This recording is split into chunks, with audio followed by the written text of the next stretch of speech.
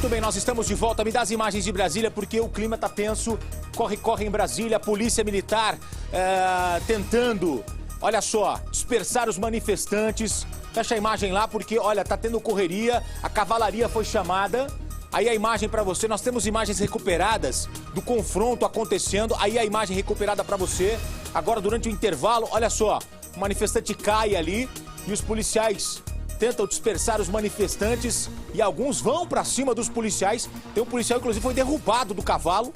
Ele estava sobre o cavalo e olha só, gente, o clima vai ficando tenso. A manifestação acontecendo em Brasília, tem um cordão de isolamento. Na verdade, são dois. Um cordão de isolamento é para impedir o encontro dos manifestantes que são contra o ex-presidente Lula. O encontro dos manifestantes que são contrários ao ex-presidente Lula, para que eles não se encontrem com os militantes do PT. E o outro cordão é para impedir a invasão dos prédios próximos ali, tanto Palácio do Planalto, o prédio do Congresso. Olha só, o rapaz com a bandeira do Brasil ali e a temperatura subindo, né, nesse momento em Brasília.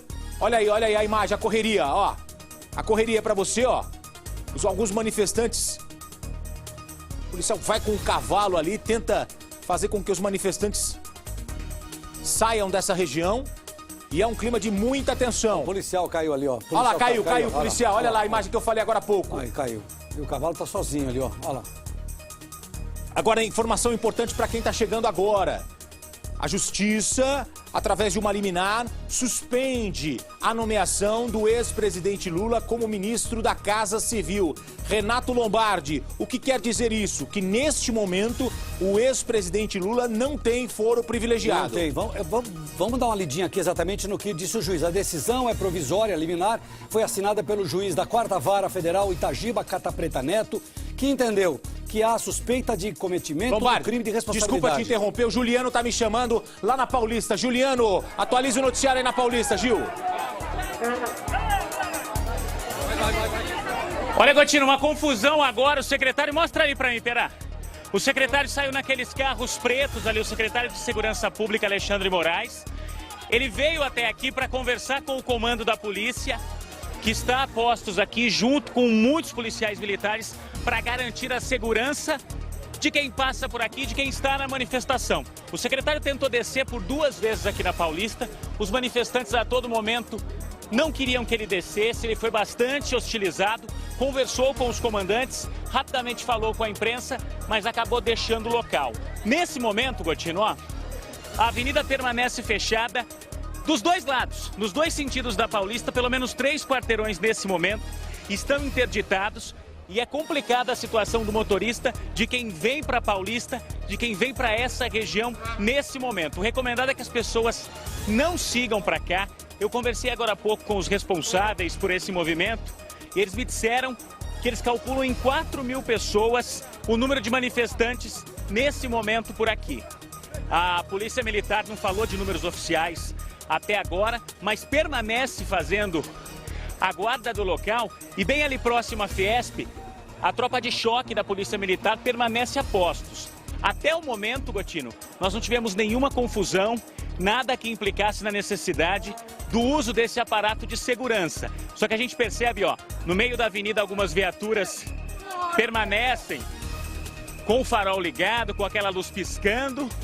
E naquele ponto ali, a avenida está completamente fechada. Aqui onde nós estamos, já não há nesse momento o tráfego de veículos, está tudo fechado, mas as pessoas não chegam até esse ponto. Perfeito, Juliano Marcos com a gente. Ô Gil, olha, eu tô com uma imagem agora, abre Brasília, por favor, imagem de Brasília. Olha só, o cordão de isolamento foi feito do lado direito, os militantes do PT, do lado esquerdo você vê os manifestantes que são contrários ao ex-presidente Lula assumir o Ministério da Casa Civil. É ao vivo, é o jornalismo da Record mostrando o que está acontecendo nas principais cidades do país. Nós mostramos a Avenida Paulista com o Juliano Marcos e agora nós temos aí a imagem de Brasília. Brasília que já viveu aí uma situação onde os manifestantes pularam no espelho d'água e também o confronto de alguns policiais militares com alguns manifestantes. Gotino, muitas pessoas que assistiram pela Record hoje cedo a posse do ex-presidente na chefia da Casa Civil vão se surpreender agora e estão se surpreendendo porque se tornou exatamente o quê? Um juiz da 4ª Vara Federal, Itagiba Catapreto Neto, de Brasília, disse que o ex-presidente não vai mais assumir. Simplesmente por quê? Porque ele, segundo o juiz, aceitou um argumento de um advogado. Foi um advogado que entrou com um argumento junto à Justiça Federal em Brasília. E, segundo o juiz, a posse de Lula oferece risco para as investigações em curso e se trata de uma questão complexa. Por isso, está suspensa a posse dele. E o governo está entrando com... Agora, ao mesmo tempo, o advogado-geral da União, José Eduardo Cardoso de Mello, informou que o governo federal irá recorrer ainda nesta quinta-feira da decisão que suspendeu a posse. Lombardi, as escutas telefônicas divulgadas pelo juiz Sérgio Moro com autorização da Justiça mostram o ex-presidente em conversas com a presidente Dilma Rousseff, com políticos, com ministros e até a respeito de decisões do Supremo Tribunal Federal. Vamos ver. A última ligação gravada pela Polícia Federal foi justamente entre Lula e a presidente Dilma. Ela diz que vai mandar um documento para o ex-presidente. Alô? Alô? Lula, deixa eu te falar Fala, uma querida. coisa. Seguinte, eu tô mandando o Bessias junto com o papel para a gente ter ele e só usa em caso de necessidade, que é o termo de posse. Tá? Ah, tá bom, tá bom. Só isso, você espera aí que ele tá indo aí. Tá bom, tô aqui, fica aguardando. Tá? Tá bom. Tchau. Tchau, querida. As conversas ao telefone foram divulgadas pelo juiz Sérgio Moro, responsável pela investigação da Operação Lava Jato. A gravação entre Lula e Dilma aconteceu no começo da tarde desta quarta-feira, cerca de 2 horas depois que Moro determinou o fim das escutas. Lula também conversou com Dilma no dia em que a Polícia Federal cumpriu a 24ª etapa da Operação Lava Jato, quando foi levado para prestar depoimento no aeroporto de Congonhas. Oi, Lula. Tudo bem? Não, tô achando tudo bem, não. Mas faz parte, querida. Tá bom. E como é que você tá? Tá? Tudo bem, eu falei com a Marisa agora, eles já foram embora de casa, já foram embora da casa do Fábio, já foram embora da casa do Santos, só não consegui falar com o Marcos. As perguntas, se os canalhas tivessem mandado um ofício, teria ido prestar depoimento, mas eu já fui 3 vezes a Brasília prestar depoimento. Dilma comenta o vazamento da delação de Delcídio do Amaral, preso ao tentar interferir nas investigações da Lava Jato. O senhor não acha estranho aquela história de quinta-feira? Eu acho estranho a liberação do Delcídio, a declaração do Delcídio, a isto é antecipar. Eu acho, Dilma, é um espetáculo de pirotecnia sem precedentes, querida. Na sequência, ao falar com o então ministro da Casa Civil, Jacques Wagner, Lula cita a ministra do Supremo Tribunal Federal, Rosa Weber. Eu acho que eles quiseram antecipar o pedido nosso que está na Suprema Corte e que está na mão da Rosa Weber. Entendi. Ô Wagner, eu queria que você visse agora, falar com ela, já que ela está aí, falar o negócio da Rosa Weber. Tá bom. Que está na mão dela para então. decidir. Falou. Se homem não tem saco, quem sabe uma mulher corajosa possa fazer o que os homens não fizeram. Falou. Em outro trecho da conversa telefônica entre Lula e Dilma, o ex-presidente Lula diz que os políticos e os tribunais superiores de justiça estão acovardados diante da ação da Operação Lava Jato. Veja. O juiz Sérgio Moro autorizou a divulgação das conversas no início da noite. No despacho em que libera as gravações, ele afirma que retirou o sigilo das escutas para propiciar a ampla defesa e publicidade. E explica que, apesar de existirem diálogos do ex-presidente com autoridades com foro privilegiado, somente o terminal utilizado pelo ex-presidente foi interceptado, e jamais os das autoridades com foro privilegiado.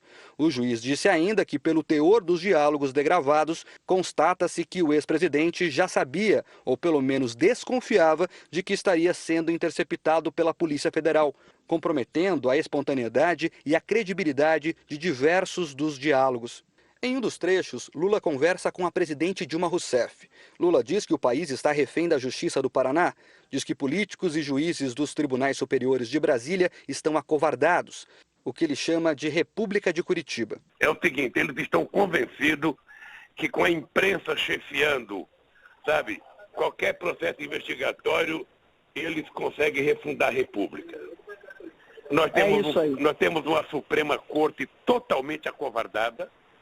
Nós temos o Superior Tribunal de Justiça totalmente acovardado, um parlamento totalmente acovardado, somente nos últimos tempos é que o PT e o PCdoB começaram a acordar e começaram a brigar, sabe? Nós temos um presidente da Câmara, presidente do Senado, não sei quantos parlamentares ameaçados, sabe? E fica todo mundo no compasso de que vai acontecer um milagre e vai todo mundo se salvar. Eu sinceramente, estou assustado com a República de Curitiba. Como o ex-presidente vai assumir o ministério e assim ganhar foro privilegiado, o juiz Sérgio Moro determinou o fim das escutas telefônicas. Todo o material vai ser encaminhado ao Supremo Tribunal Federal, que vai cuidar do caso a partir de agora. Olha, o nosso helicóptero acaba de chegar à Avenida Paulista, onde está o nosso repórter Juliano Marcos.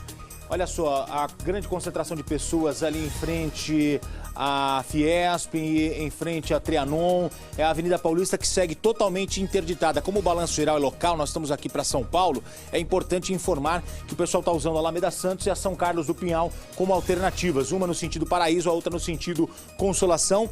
E olha só, a gente fazendo o giro com o nosso helicóptero. Essa é a manifestação que acontece nesse momento na Avenida Paulista. Manifestação tranquila, essa é a informação que nós temos. Olha, daqui a pouco eu volto com a nossa cobertura sobre os acontecimentos em Brasília e o presidente Lula assumiu a Casa Civil, mas uma decisão na Justiça acabou tirando ele do ministério.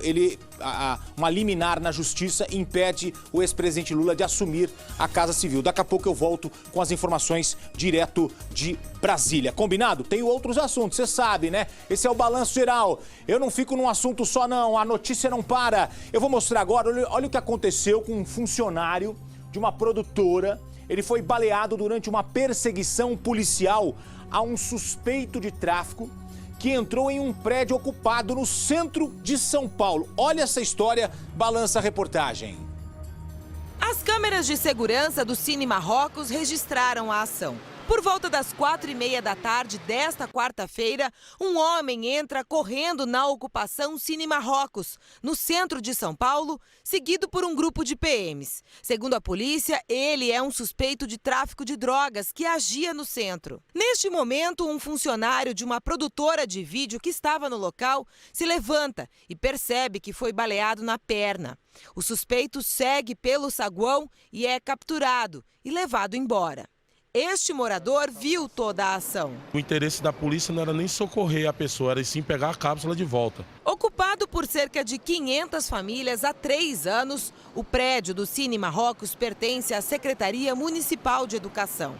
O produtor ferido foi levado à Santa Casa de São Paulo. O estado de saúde dele não foi informado. Olha, o responsável pela morte de um jovem de 22 anos em novembro do ano passado foi preso em Osasco, na Grande São Paulo. Você vai lembrar desse caso, vamos ver. Felipe dos Santos Lourenço, de 18 anos, conhecido como Diamante, foi preso no Lava Rápido onde trabalha. Segundo a polícia, ele foi localizado depois do depoimento de testemunhas. Felipe e um adolescente de 15 anos abordaram um estudante de engenharia mecânica, Leonardo Christian Siste, de 22 anos, quando ele voltava da faculdade em Taboão da Serra.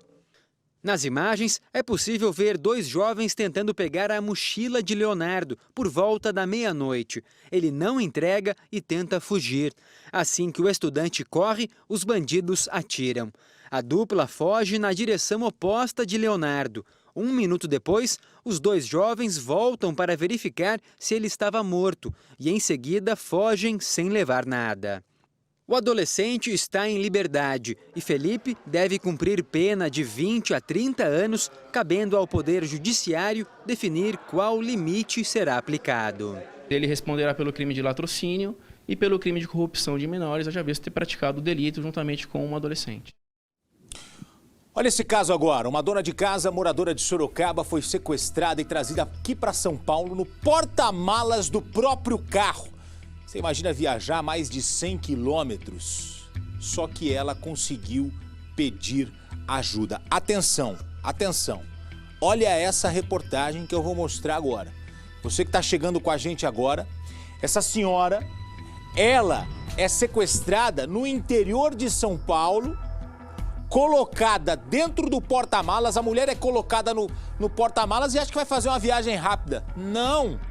Tiraram a mulher de Sorocaba e trouxeram ela aqui para São Paulo. 100 quilômetros, você dentro do porta-malas batendo a cabeça.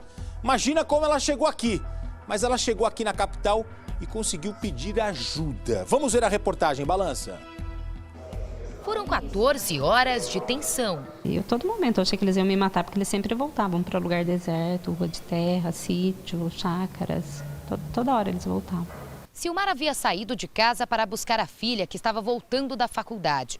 O ponto de encontro foi em um terminal de ônibus. Ela aguardava a estudante neste carro. Foi quando, minutos depois, os dois criminosos chegaram e anunciaram o assalto. Silmara foi obrigada a descer do carro e colocada no porta-malas. Os criminosos fizeram várias paradas durante a viagem para sacar dinheiro, abastecer o carro e até comprar drogas. Além de ameaçar a vítima, os bandidos também tentaram forçá-la a se drogar. Falou que era para eu usar, porque daí se os policiais parassem, eu também estaria drogada e tal. Eu falei que não, eu nunca usei, né? Daí ele falou, se você não usar, a gente vai deixar você aqui no escuro. Daí foi o momento que eu falei, então deixa, né? Eu fico aqui, fazer o quê? Daí que ele desistiu. Daí também, graças a Deus, ele não forçou mais. Mas a filha da vítima estranhou a demora da mãe e avisou a polícia. Todos começaram a procurar. Naquela altura, os bandidos já estavam aqui na zona sul de São Paulo.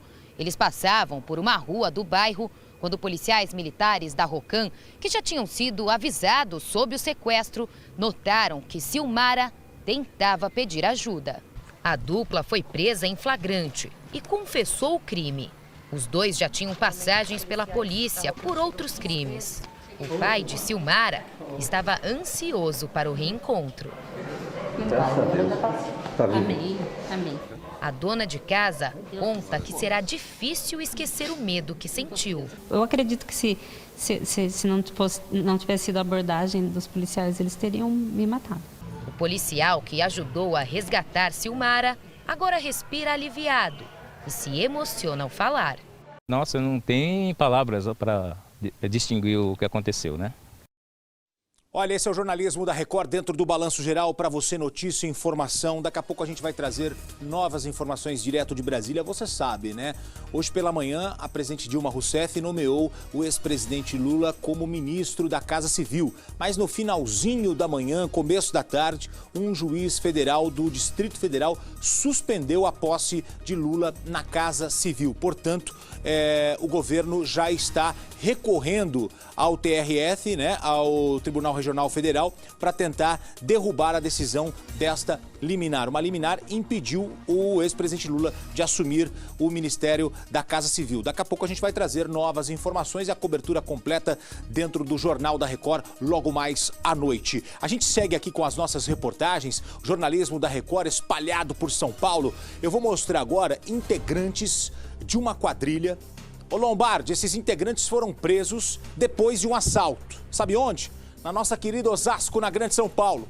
Só que esses criminosos já eram procurados por outros crimes na região. Então a polícia acabou desvendando vários crimes, prendendo uma só quadrilha. Vamos ver? Fecha lá, Marcião, balança. Os 3 homens presos na última segunda-feira são conhecidos da polícia. A quadrilha foi responsável por 5 assaltos à mesma rede de lojas no ano passado. Os criminosos agiam sempre da mesma forma. Eles entravam na loja de departamento no horário de fechamento, rendiam os funcionários e roubavam dinheiro e mercadorias. Os assaltos foram praticados na região de Barueri, Itapevi e Osasco. Na época, 2 bandidos foram presos, entre eles a mulher que aparece no vídeo acompanhada de um homem. No começo dessa semana, outros integrantes da quadrilha que eram procurados foram detidos depois de assaltar um frigorífico na região metropolitana de São Paulo. Um dos homens presos é suspeito de matar um policial militar em um dos roubos à loja de departamento. Os 3 homens presos foram levados à cadeia pública de Osasco. Tá aí, Lombardi, às vezes acontece isso, né? A polícia prende uma quadrilha e acaba desvendando vários crimes de uma só vez. Então, mas eles são assim, eles fazem o que a polícia chama de clínica geral. Eles assaltam comércio, sequestram relâmpagos. E aí sim, agora, o importante, por que pode perceber, todas as vezes que eles saem de um carro para entrar na delegacia, todos de cabeça baixa. Porque se eles estiverem de cabeça mostrando o rosto, as pessoas vão identificar. Outros crimes vão aparecer. E aí sim, cada crime dá um inquérito dá um processo para ser uma condenação a mais, Gotino. Vamos lá, vem pra cá, notícia não pareceu balanceiro. Aqui não tem ninguém, te dá um abraço aqui, o abraço do Gotinão. Obrigado pela sua companhia nessa quinta-feira. Deixa eu mostrar agora, a reportagem acaba de chegar. Idoso, 65 anos, morto dentro do próprio carro quando chegava em casa em Diadema, na Grande São Paulo.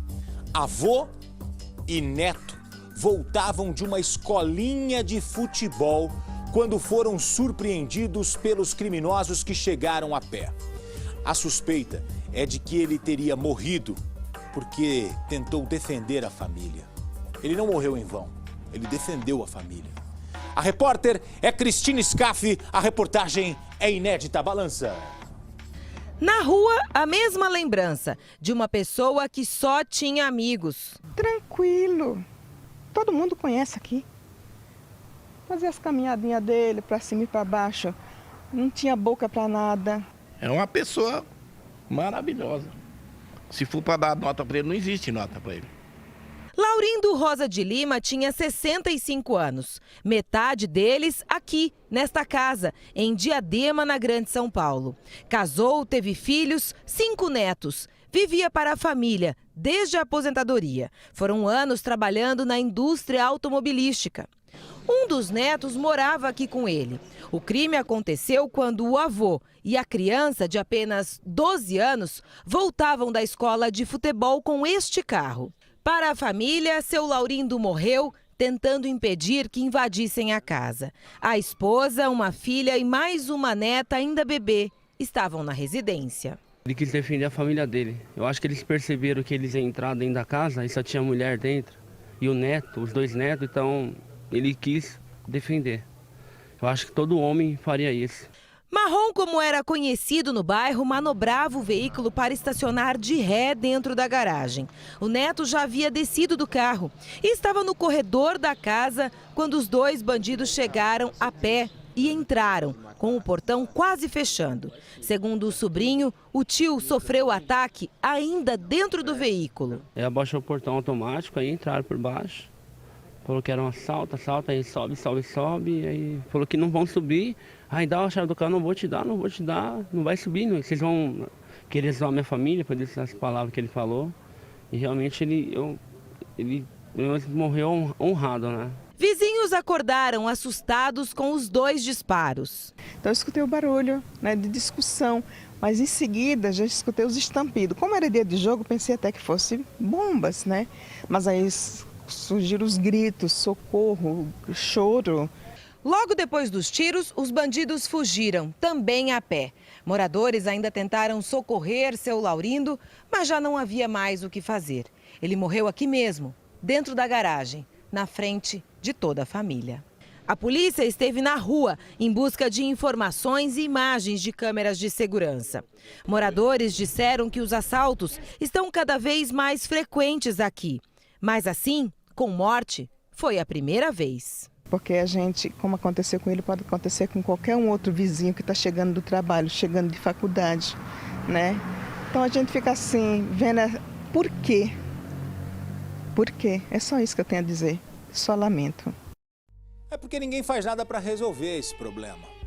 Os nossos vovôs estão morrendo, as nossas crianças estão morrendo, os nossos adolescentes estão morrendo, ninguém faz nada. Esse vô, tem coisa mais prazerosa do que um vô? Eu não sou vô ainda, espero um dia ser. O vô ir lá ver o neto jogar bola na escolinha de futebol, e aí o neto faz um gol, vem pra mim aqui. O neto faz um gol e faz assim pro vô, fala, aí vô, gol pra você. O vô cheio de alegria, fala, esse é o meu neto, será que ele vai virar um Neymar da vida? E vai melhorar a vida de todo mundo aqui em casa? Pôs o garotinho no carro, tá indo pra casa, os bandidos chegam, matam o vô na frente do neto. E ainda, esse vô morreu porque ficou tão apavorado na hora que entrou na frente do neto, entrou na frente dos familiares, não queria que ninguém se machucasse. Só ele entregou a vida pela família, Lombardi. Esse é o 5º latrocínio, que é um assalto seguido de morte, que nós estamos relatando esta semana na capital grande de São Paulo. E hoje é quinta ainda, hein? Hoje é quinta-feira. Agora, a partir do instante em que tiver uma lei mais dura e firme, uma punição maior, mais ampla, eu acredito que o ladrão vai pensar 2 vezes antes de atirar para matar, viu, Gotinho? Atenção, vou mostrar outra reportagem agora. Vem pro telão do Gotinão aqui, ó. Um paciente enfurecido deu tiros na porta de uma clínica. O cara teve um ataque de fúria. Sabe por quê? Porque estava demorando o resultado de um exame. Quem estava lá na unidade ficou apavorado. Ó a correria, ó. O cara começou a... Ó, dá uma olhada, ó. Vamos ver a reportagem. Balança, fecha lá, Marcelo, quero ver. A recepção está lotada. Um paciente com um capacete nas mãos sai da unidade de saúde, conversa com algumas pessoas, pede para que elas saiam dali e, de repente, saca uma arma da cintura e começa a atirar. Desesperadas, as pessoas correm para dentro da policlínica de São Joaquim de Bicas, região metropolitana de Belo Horizonte.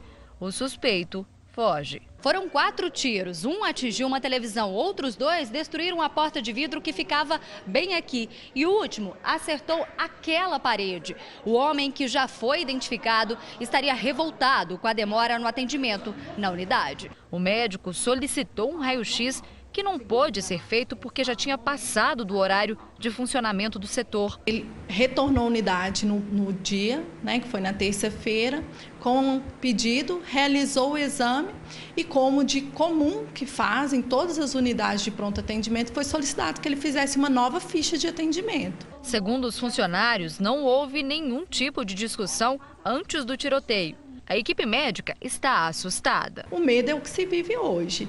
Mas o funcionamento continua, o atendimento continua. Segundo a comunidade, o tiroteio na unidade é reflexo da insatisfação de quem precisa de atendimento. Demorou isso acontecer.